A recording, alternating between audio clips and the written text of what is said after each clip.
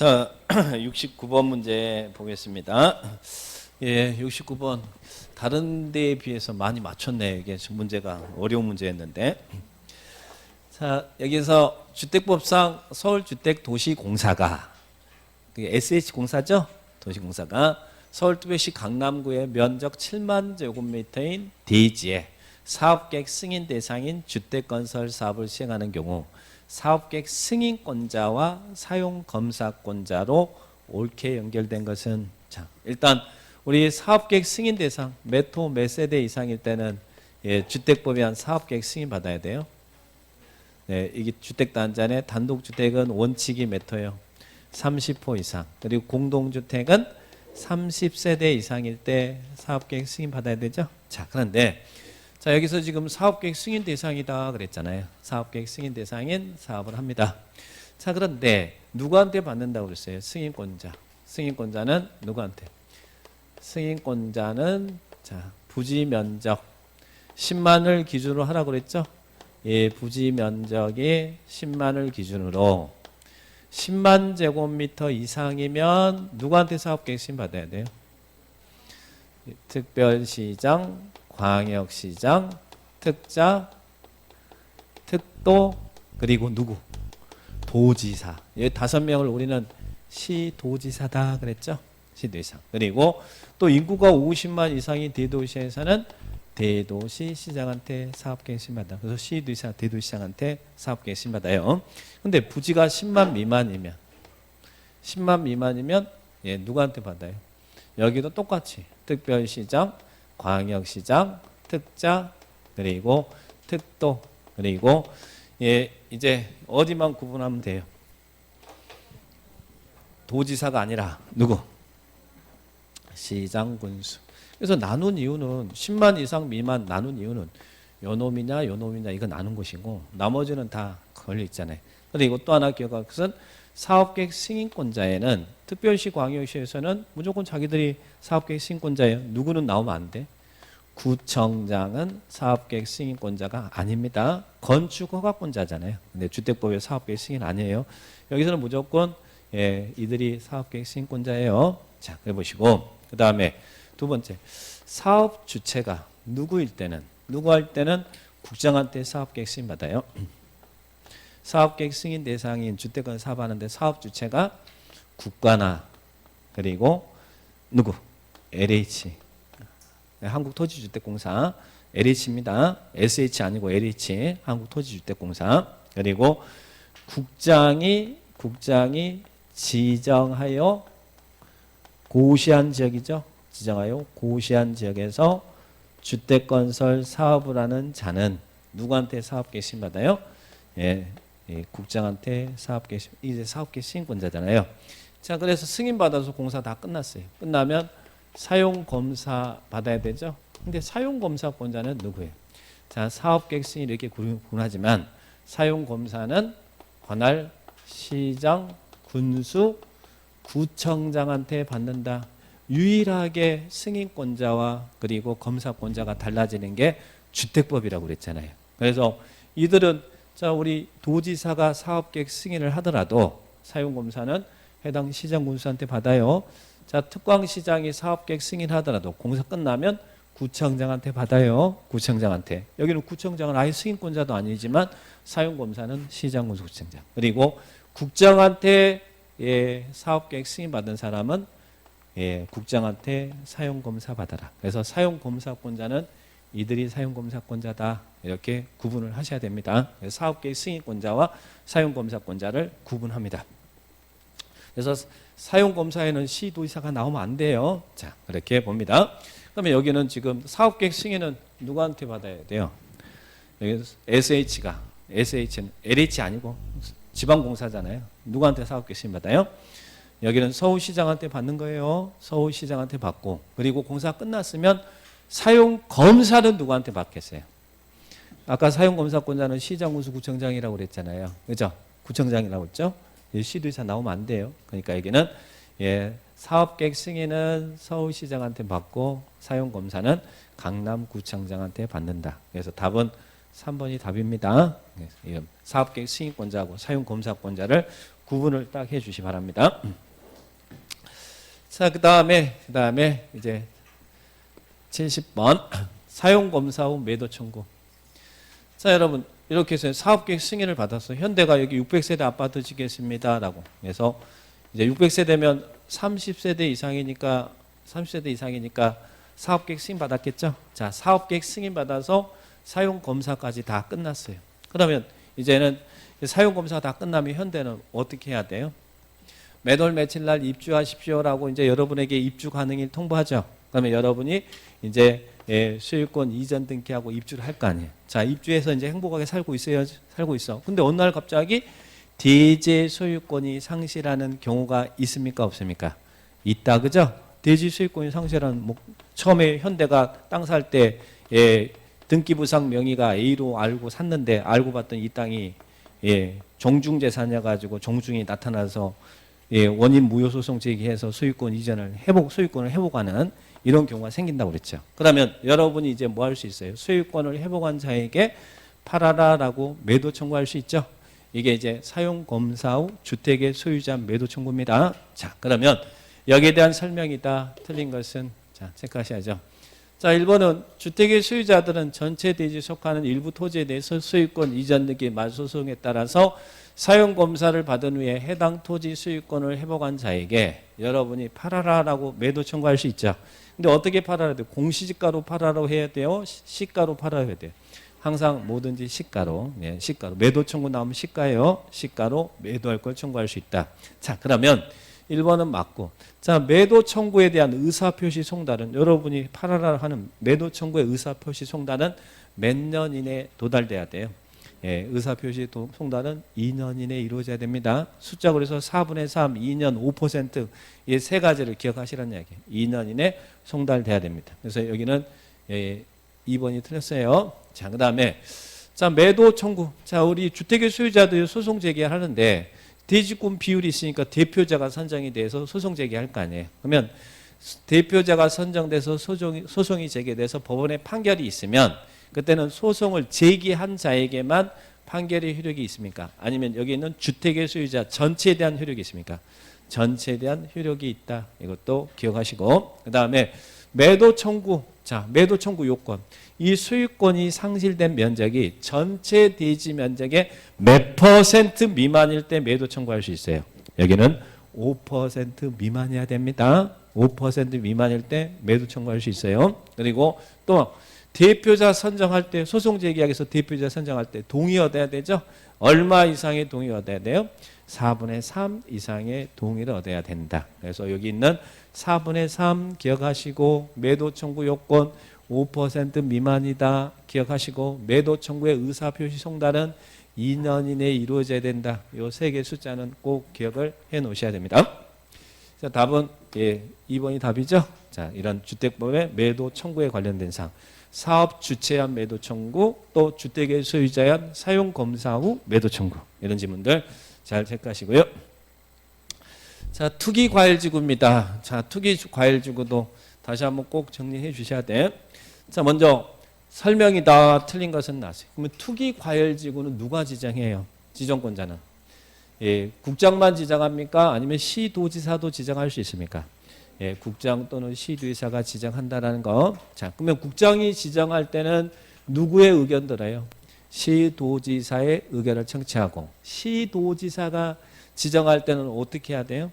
이때는 국장과 협의합니다. 시도지사가 시장군수구청장의 의견 듣는다 이러면 안 되고, 국장은 시도지사의 의견 듣고, 시도지사는 국장과 협의해서 투기과열지구 지정할 수 있어요. 자, 1번은 맞는 문장이죠. 자, 2번. 투기과열지구가 지정됐습니다. 그러면 지정의 유지를 재검토하죠. 누가? 국장이. 자, 몇 년마다 재검토해요? 1년마다 해요? 아니면 5년마다 해요? 아니면 반기마다 해요? 반기마다 한다. 반기마다. 그죠? 그래서 조정 대상적 투기 과열지구는 지정의 유지를 반기마다 재검토한다는 걸 기억합니다. 반기란 6개월이죠? 자, 그래서 2번이 틀렸네요. 2번 틀렸고. 자, 3번. 자, 투기 과열지구 지정과 해제는 누가 한다고요? 지정 해제는 국장과 시도지사가 하잖아요. 그러면 나머지들은 해제해달라고 요청할 수 있죠. 누가? 시도지사나 시장군수구청장이 국장이나 시도지사에게 해제 요청할 수 있어요. 그럼 요청이 있으면 매일 이내 해제 여부를 결정 통보하라고요. 40일 이내 해제 여부를 결정 통보한다. 이것도 꼭 기억하시고 40일 이내. 자, 그리고 자, 투기과열지구 지정 요건도 기억하셔야죠. 투기과열지구는 어떨 때 지정할 수 있어? 세 가지 요건. 자, 첫 번째는 청약 경쟁이 과열되거나, 또 두 번째는 주택 공급의 위축의 우려가 있거나, 세 번째는 주거 불안의 우려가 있는 지역 투기과열지구 지정할 수 있죠. 근데 이 청약 경쟁이 과열되는 것은 이 5대1 그리고 10대 1은 꼭 기억하셔야 돼요. 분양가 상한제에서도 나오고 조정 대상 지역에서도 요건이 나오니까 최근 2개월 동안 청약 경쟁률이 모두 얼마예요? 5대 1을 초과하거나 또는 국민주택 규모가 모두 10대 1을 초과하는 지역은 투기과열지구 지정 기준이 된다. 그래서 이 부분들 정리를 딱 하시면 되겠죠. 그래서 여기서 틀린 것은 몇 번이 틀렸어요? 답은 2번이 틀렸다. 그래서 나머지 내용들은 다 맞는 지문입니다. 네, 여러분들 체크를 딱 하시기 바랍니다. 예, 그 다음에 자, 이제는 72번 문제입니다. 자, 이제 건축법이죠. 예, 건축법상 내용으로 틀린 것은 나왔습니다. 자, 72번. 자, 1번은 사전 결정이죠. 사전 결정이 건축허가 가능하냐고 물어보는 거죠. 자, 그러면 사전 결정 신청자는 결정을 통지받은 날로부터 몇 년 이내 건축허가를 신청해야 돼요? 2년 이내 건축허가를 신청해야 된다. 건축허가 신청입니다. 2년 이내 신청해야 된다. 이렇게 나와야 돼요. 또 2년 이내 허가를 받아야 된다. 이러면 안 돼요. 또 2년 이내 착공신고한다. 이러면 안 돼요. 시험에 2번 나왔거든요. 한 번은 우리 시험에는 2년 이내 착공신고해야 된다. 틀렸고, 간평시험에서는 2년 이내 허가를 받아야 된다. 이렇게 나왔어요. 받아야 된다가 아니라 2년 이내 건축 허가를 신청해야 된다. 신청 의무가 있다는 이야기. 신청. 자, 그러면 만약에 2년 이내 건축 허가 신청하지 않으면 그때는 어떻게 된다고요? 사전 결정의 효력은 상실한다. 그래서 이 부분 맞는 문장이죠. 자, 그다음 2번은 뭐 물어본 거예요? 허가권자에게 허가 신청하면 허가권자는 일정 건물은 허가 신청에 앞서서 허가에 앞서서 안전영향평가를 평가기관에 의뢰해서 안전영향평가를 거쳐야 되잖아요. 그죠? 그러면 안전영향평가를 거쳐야 될 대상을 물어본 거잖아요. 자, 연면적이 15만이고 그리고 층수가 10층인 건물에 대해서 건축 허가를 하기 위해 하기 전에 건축물의 안전영향평가를 평가기관에 의뢰하여 실시해야 된다. 즉 안전영향평가를 해야 될 대상입니까? 맞습니까? 틀립니까? 안전영향평가 대상. 이 건물 허가할 때 허가권자는 안전영향평가 해야 되나요? 아니죠. 안전영향평가 대상은 뭐라고 그랬어요? 초고층 건축물이거나 층수가 50층 이상이거나 높이가 200m 이상인 건축물이 초고층 건물이잖아요. 초고층 건축물이거나 또는 16층 이상으로서 연면적이 여기는 엔드입니다. 16층 이상으로서 연면적이 10만 제곱미터 이상인 건축물이 안전영향평가를 해야 될 대상이잖아요. 그럼 여기는 보니까 연면적은 10만 원 넘었네. 그런데 층수는 16층이 안 됐네. 그러니까 이것은 안전영향평가 대상이 아니란 이야기예요. 자, 이 안전영향평가는 대상 기억하셔야죠. 답은 2번이 틀렸습니다.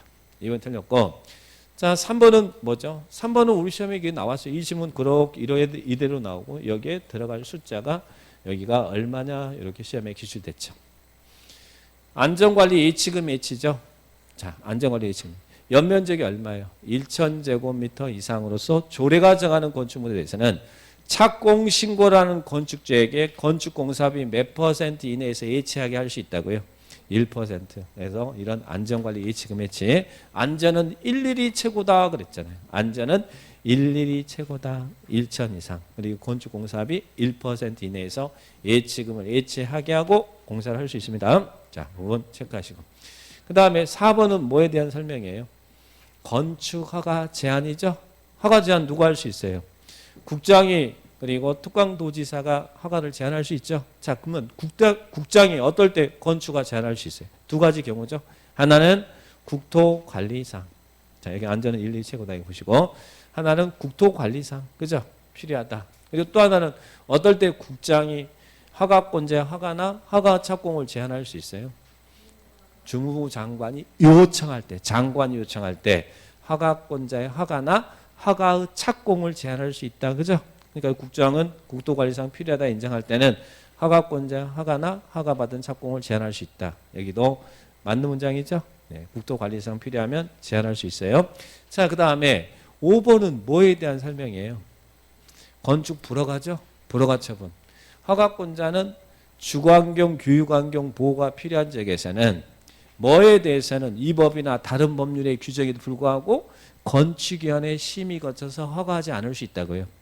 위숙이 죽여준다 위숙이. 그렇죠? 죽여준다 위숙이. 그래서 여기 있는 위락과 숙박에 대해서는 주거환경, 교육환경 보호가 필요한 지역에서는 건축위원회 심의 거쳐서 허가하지 않을 수 있어요. 그래서 죽여준다 위숙이잖아요.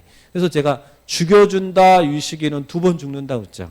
도지사의 사전 승인, 도지사가 지정 공간지역에서는 시장 군수가 죽여준다 위숙이를 허가할 때는 도지사한테 승인을 받아야 되고, 또 도지사가 지정 공간지역이 아니라도 위락과 숙박에 대해서는 주거환경, 교육환경 보호가 필요하면 건축위원회 심의 거쳐서 허가를 하지 않을 수도 있다는 이야기예요. 죽여준다 위숙이. 근데 이 단어 나오면 위숙이가 나와야 됩니다. 다른 거에 대해서 허가를 하지 않을 수 있다 이러면 안 돼요. 자, 그런 부분들 건축 불허가 처분에 관한 사항입니다. 답은 여기는 2번이 틀렸고 나머지는 지문은 다 맞는 지문이죠. 자, 그다음에 73번 건축물의 용도군과 시설군. 자, 이런 유형 나오면 기쁘게 맞춰 주셔야 돼요. 자, 용도 변경 문제 풀 때 들어가는 전초전이잖아요. 실제 이렇게 또 시험에 나오고. 자, 그러면 교정 및 군사시설, 문화 및 집회시설인가요? 자, 우리는 자, 산, 전, 문, 영, 교, 근, 주, 기. 기나 근하, 그죠? 자산 전문 연교군주기 나옵니다. 자, 시설군과 용도군을 알아야 뭐 용도 변경 문제를 풀 수 있잖아요. 자, 그러면 문화 및 집회시설군에는 뭐 있어요? 우리 요거는 막 내배하죠. 문화 및 집회시설에 뭐 있어요? 문종의관, 문화 및 집회시설, 종교시설, 위락시설, 관광 휴게시설, 문종의관. 그리고 영업시설군에는 뭐 있어요? 영판, 운숙다. 영판, 운숙다. 판이 뭐예요? 판매시설, 운이 뭐라고? 운동시설, 또 운수시설 그러지 마시고, 운수는 산업 등 시설군이고, 숙박시설, 다중생활시설, 그죠? 그리고 교육 및 복지시설군에 누가 살아요? 교수가 사는데 교수 성인 노씨죠? 노교수. 그래서 부를 때 어떻게 불러요? 노교수야, 그죠? 노교수야. 자, 그래서 노유자시설, 교육연구시설, 수련시설, 의료시설, 야영장시설. 그 다음에 자, 교정 및 군사시설은 근린생활시설이야 당연히 1종, 2종 근생일 것이고, 자, 주거 및 업무시설군에 뭐 있어요? 주거 업무시설에 주거니까 단독주택 있고 공동주택 있고 업무시설 있고, 그리고 틀리기 쉬운 것 교정 및 군사시설이 여기에 있더라. 주거 및 업무시설군에 있더라. 틀리기 쉬우니까. 자, 그러면 1번이 답이네요. 답이네. 자, 이렇게 보시고. 그 다음에 산업 등 시설군. 자, 산업 등 시설군에는 어떤 이미지가 떠올라야 돼. 산업, 공장, 창고. 산업이니까 공장하고 창고하고 운수. 그죠? 그리고 이제 등이 뭐라고 했어요? 등이 냄새나고 더럽고 위험하고 무섭고. 그러면 등이라고 그랬죠? 냄새나고 더러운 게 뭐예요? 자원순환 관련 시설. 예전에 이걸 분뇨 및 쓰레기 처리 시설을 지금은 자원순환 관련 시설이라고 그래요. 말만 포장한 것이지 냄새나 더럽잖아요.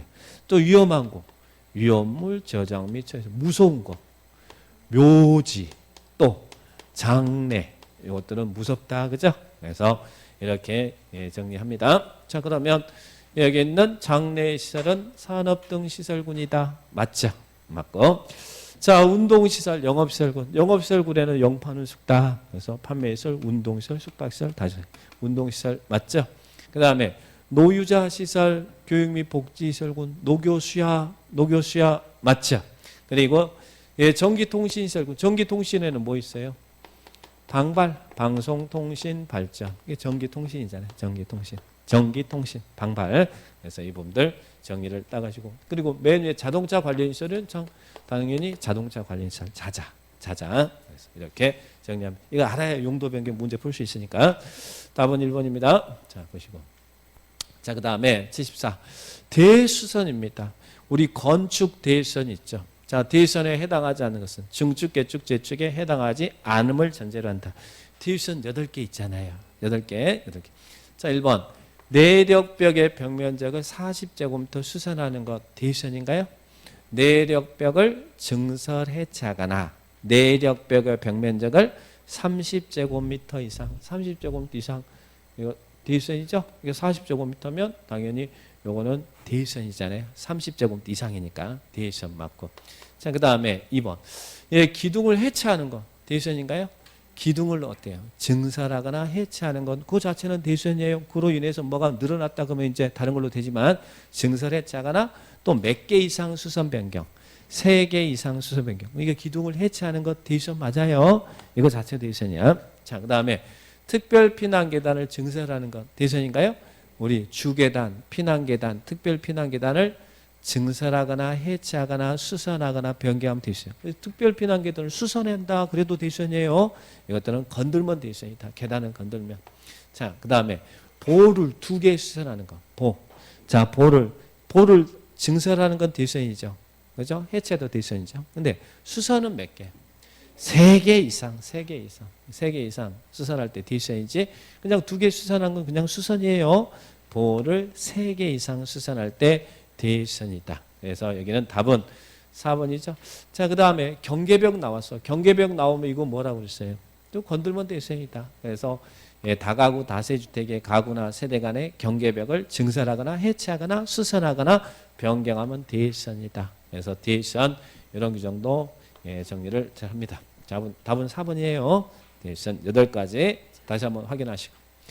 자, 그 다음에 다중이용 건축물, 준다중이용 건축물. 자, 우리 다중이용 건축물은 층수가 몇 층 이상을 다중이라고 그래요?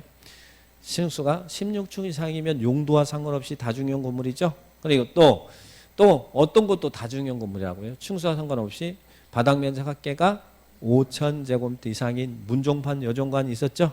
자, 그리고 준다중은 뭐였어요? 준다중은 그런 다중이용 건축물, 외의 건축물로서 바닥 면적 합계가 얼마예요?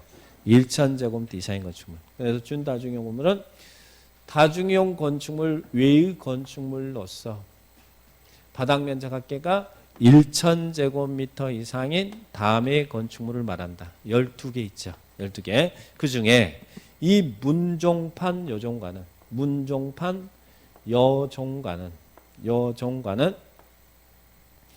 5,000 이상이면 다중, 그리고 5,000 미만 1,000 이상이면 준다중. 그래서 여기는 문종판 요종관은 다중이 될 수도 있고 준다중이 될 수도 있고, 그리고 7번부터 교, 노, 운, 위, 관장. 교, 노, 운, 위, 관장은 다중이 될 수 없는 준다중이다. 그죠? 이거는 2,000 이상이든 5,000이든 다 요놈은 7번부터 12번까지는 다중이 될 수 없는 준다중. 그죠? 자, 요거 이제 물어본 건데, 여기서는 이제 준다중이용 건물에 해당하지 않는 건 물어본 거예요. 자, 교육연구시설 다중입니까? 이게 준다중입니까? 이거 준다중이잖아요. 교노운이 다중이 될 수 있으면 준다중이잖아요. 자, 운동시설 준다중이죠. 교노운이 관장, 노유자식 이거 다 준다중이죠. 그러나 근린생활시설은 다중 준다중에 들어가지 않습니다. 근생시설은 다중 준다중이 아니다. 그래서 답은 여기는 5번이 답이에요. 교노 운이 관장. 이렇게 정리를 하시고 다중 준다중 이런 부분들 체크하시면 되겠습니다. 자, 그다음에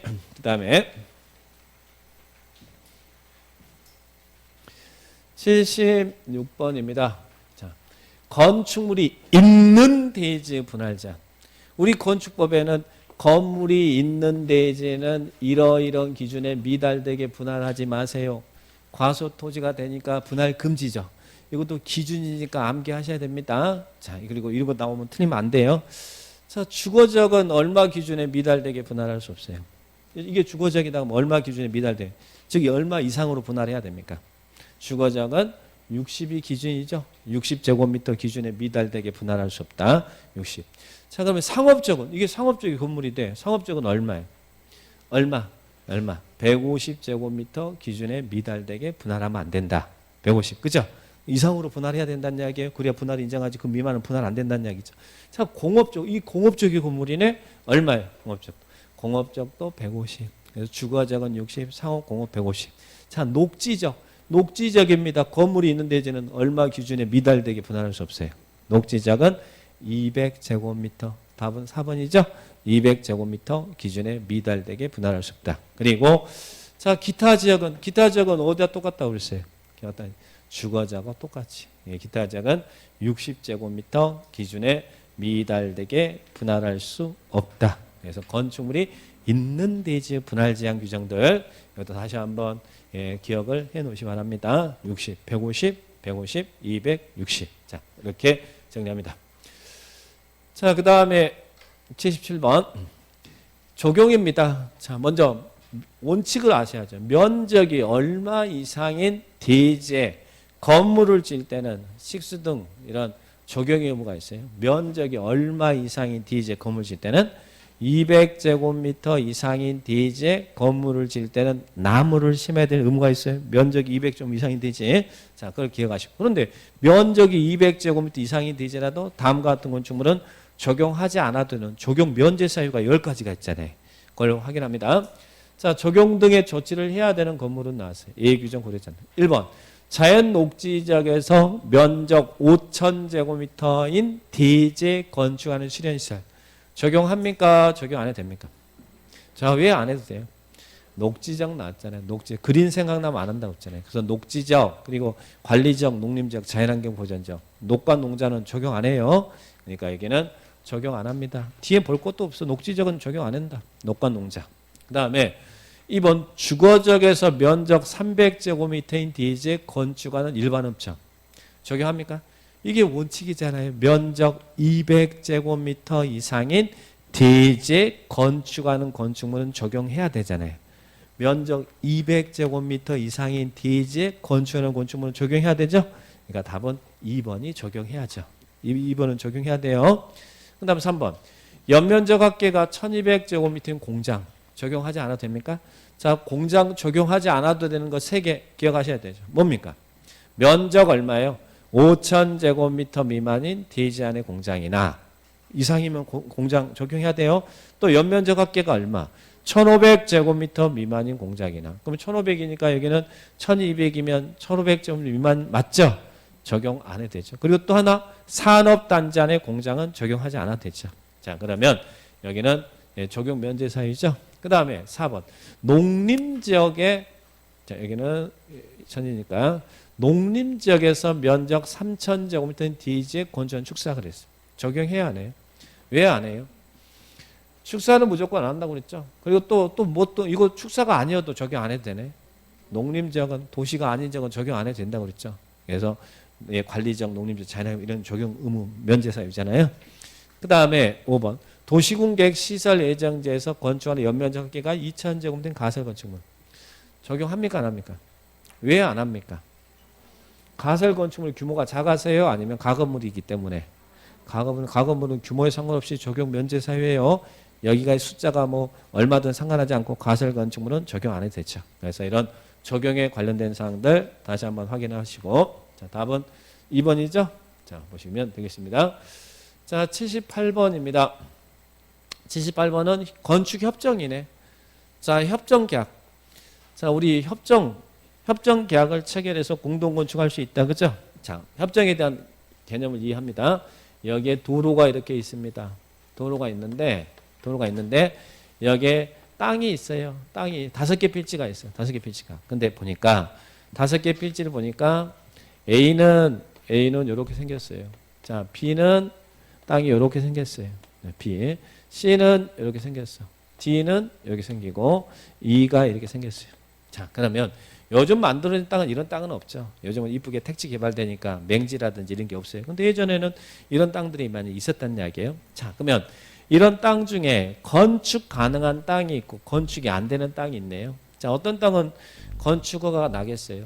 당연히 A야 건축가 날 거 아니에요. 도로 접해 있고 접도도 있으니까 화가 날 것이고 C는 건축가 가능할까요? 가능하죠. B는요? B는 안 되겠네. 접도가 이것도 안 되고 그죠? 그리고 이건 맹지 수준이잖아요. 그러면 D는 가능하겠죠. E는 완전 맹지니까 건축 안 날 거 아니에요. 자, 그러면 이 당사자 전원의 합의에 의해서 합병하지 않고도 마치 하나의 대지인 것처럼 협정계약을 체결해서 A도 C도 B도 D도 E도 이렇게 건물을 지을 수 있다는 이야기죠. 이게 이제 협정이라고 하는 거예요. 그러면 이런 협정이 가능한 지역이 어딜까? 어떤 지역에서 무조건 다 협정을 할 수 있는 건 아니에요. 어떤 지역에서 협정을 체결할 수 있느냐 이거예요. 이걸 물어본 거죠. 전에는 합의로 건축되신 리모델링 협정을 체결할 수 있는 지역에 해당하지 않는 것은 나서. 자, 이런 지역 낙후된 지역일 거 아니에요. 자, 신도시가 만들어진 우리 검단 신도시라든지 이런 택지 개발된 지역은 이런 땅이 존재해요, 안 해요? 이런 땅은 존재하지 않잖아요. 이미 건물 지을 수 있도록 만들어준 지역이 도시개발지역이나 이런 지역이잖아요. 그러니까 낙후된 지역이니까 자, 우리는 협정은 어디에 산다? 지주 존재 이렇게 외웠잖아요. 지구단위 계획구역이나 주거환경 개선 사업이나 또 존치 지역이나 그리고 도시재생 활성화 지역 이런 지역이 협정을 체결할 수 있는 지역이지 도시개발구역은 신도시 이쁘게 만들어진 지역이에요. 이런 땅들은 이런 협정이란 이런 체결할 이유가 하나도 없는 거예요. 그죠? 그러니까 그렇게 개념을 이해하셔야 돼. 협정을 체결할 수 있는 지역은 어디라고요? 지주 존재 협정을 체결할 수 있는 지주 존재 도시개발구역은 협정을 체결할 필요가 없는 지역입니다. 이렇게 이쁘게 만들어진 지역에서는 도시 협정 계약을 체결할 이유가 없어요. 자, 지주 존재 이렇게 정의를 딱 해 주셔야 됩니다. 많이 틀리셨네요.